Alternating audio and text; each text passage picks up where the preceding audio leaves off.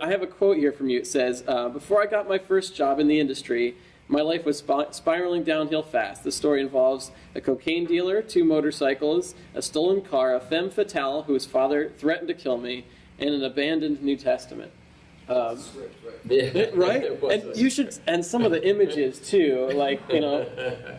Well, what can you say? It was a crazy time in my life, but it's just like any kid is like. My parents brought me up in the church, and it was sort of conservative and everything, and I just rebelled, we just sort of rebelled. And my dad did have this artistic side, but, sort of religiously speaking, he was, pretty conservative in my family and everything, and just the culture and the community. So, the quicker I could get away from that, the better, I thought, I didn't really want any part of it. I didn't really understand maybe, I didn't understand much at all, but so yeah, I just sort of ran away from it, and I just didn't want to have anything to do with that, really. It's like, it's cramping my style, I didn't want to be a Bible thumper or anything like that. That was really terrible. But through a lot of hard times, and some of the stories are really funny, actually, but a lot of hard times, and through, yes, some, a so-called friend of mine who I knew, and he was like, dude, somebody stole my car. And I'm like, okay. And he says, but my brother saw it on his way to work, and could you help me steal it back? A good idea, everybody. So we were in South Central LA, and I'm this little white kid, scrawny kid at the time. And at midnight, I'm taking a car out of somebody's garage, somebody's driveway, and it's a nice Camaro. This guy had money. He happened to be Chinese, and his family had lots of money, and he was doing lots of drugs, and he had a lot of drugs in the car, and I think that's why he didn't want to report it to the cops or something. He had some excuse, I don't know, but we went and I got the car back that night, and I'm, flying up the 101 freeway back to Hollywood, at about 80 miles an hour, and I'm looking behind, and there's a car behind me the whole way, and I'm like, I'm being followed, I didn't have cell phones then. But when we got back up to Hollywood, I didn't go to my apartment. I went, about a block south, just by Hollywood Boulevard, and I said, Ed, I think somebody was following me the whole time. I said, I don't want to park this in front of my apartment. He said, okay, no problem. My brother will drop me off in the morning and get it. And they put like house paint. Somebody had followed us, and they poured house paint, and they painted the whole inside of the car with house paint. Brand new car. And it was just like you do, right? That's like you would, just to say, dude, we stole your car and you stole it back, and we'll teach you. We're going to ruin it for you. So I don't know. It was bad, but it's just things like that I was like, I was not hanging out with the right people in any shape or form. I was really walking in a lot of dangerous waters and a lot of very tempting waters. I mentioned the drugs and things like that, but really. I was on the verge, and then I was dating a woman who was probably 10 years older than I was, and but she still lived with her parents. She was like in her 30s or something, but they had a big mansion down in Hollywood. It was like the Beverly Hillbillies. It was like the Beverly Hillbillies place, and we thought we were there alone one night, and her parents were out in Palm Springs, but no, her dad came home, and anyway, and he's threatened to kill me, and we got into a fight, and I just threw my jeans on. Before that, I was all natural. Threw my jeans on, and I tried to get out of there, and they said, I'm going to kill you, when other expletives that I can't say at full self. I can't say it in a lecture, but and he started punching me, but fortunately the guy had a really lousy punch. It was really soft.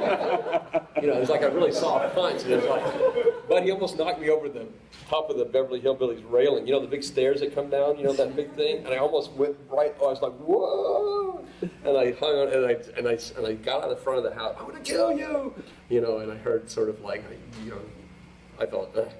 So I'm sort of walking back to my apartment, like, I almost got myself killed tonight.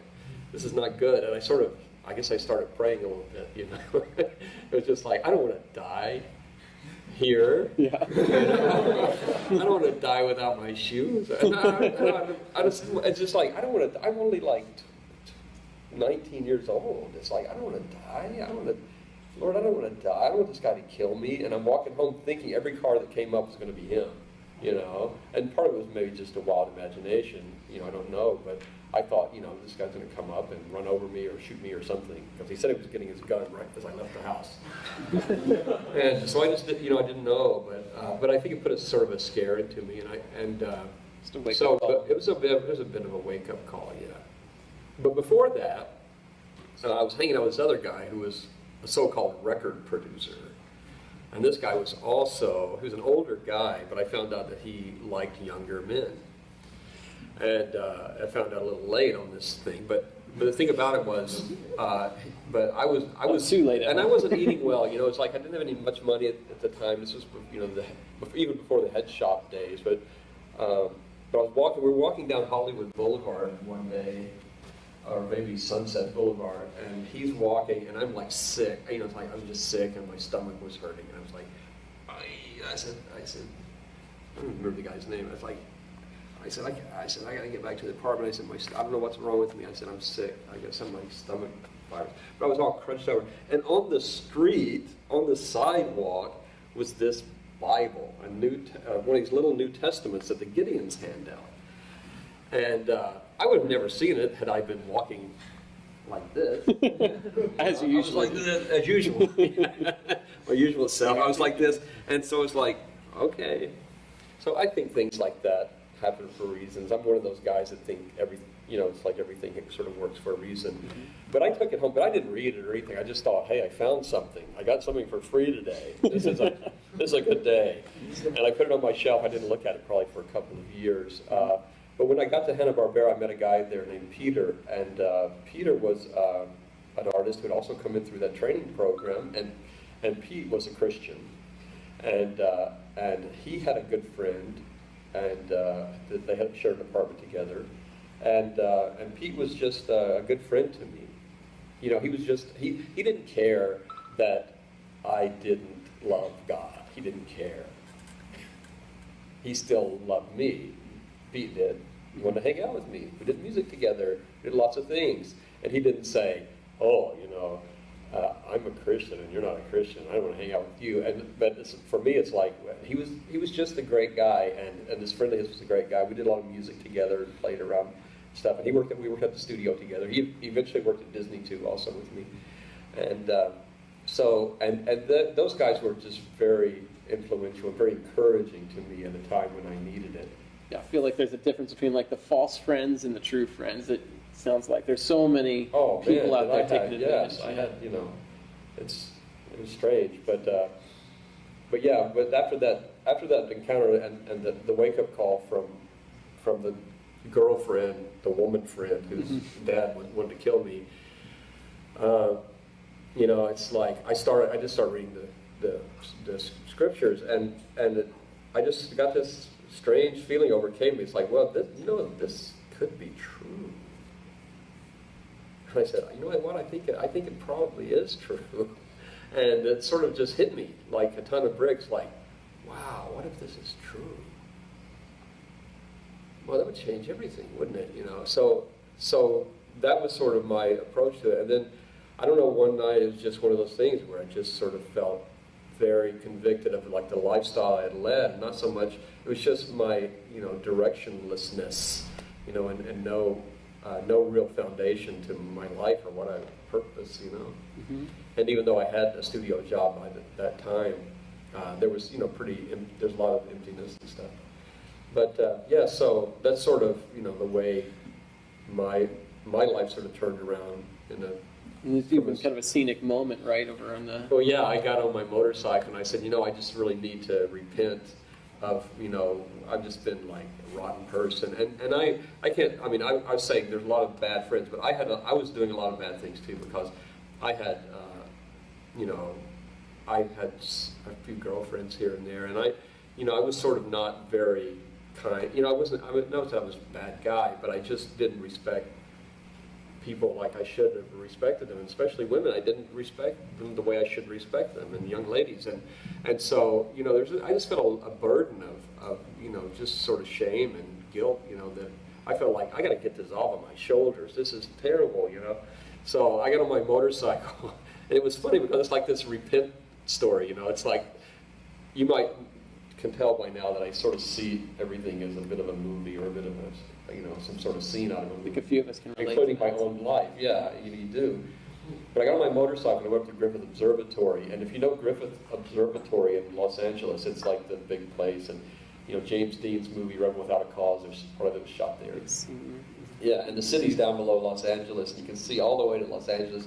Back then it was very smoggy, much more than it is today, but I just went up there and I just got on my knees and I prayed and I just said, Lord, I think I'm screwing up my life really bad, and you know, so if you would help me sort of straighten that out, and sort of just repented, and it was, the funny thing was, it was hilarious actually, and I think this shows that God has a great sense of humor, but I was on my knees. It's a public place, you know, where they have the things you look through, you put you look through to see the city view, and I'm on my knees, and inside the planetarium, they're having a big show, and they're playing, I don't know, Flight of the Valkyries, or some kind of music was coming from inside.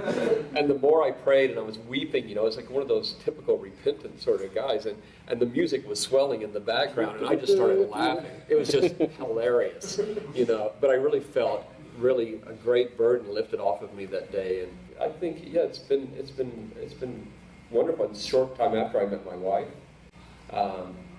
who happened to be a sister of one of my good Christian friends that I met, the good Christian friends that I'd met, and she came to town, and the rest was like romance.